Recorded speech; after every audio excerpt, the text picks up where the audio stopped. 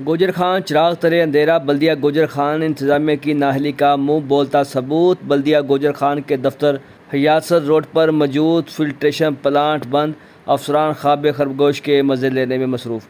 बल्दिया गुजर खान के दफ्तर हयातसर रोड पर मौजूद फिल्ट्रेशन प्लांट अरसा दराज से बंद, जिसकी वजह से इर्द गिर्द के रहायशी लोग और दुकानदार पीने के साफ़ पानी के हसूल के लिए दर बदर भटकने पर मजबूर हैं।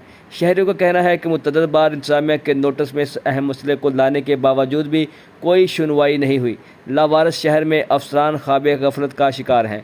शहरियों ने असिस्टेंट कमिश्नर गुजर खान मियाँ मुराद हुसैन नेकोकारा से अपील की है कि इस अहम मसले को हल करके पानी की फराहमी को यकीनी बनाया जाए ताकि लोग साफ़ पानी जैसी सहूलियात से मुस्तफ़ीद हो सकें। रिपोर्ट अमजद मलक, गुजर खान।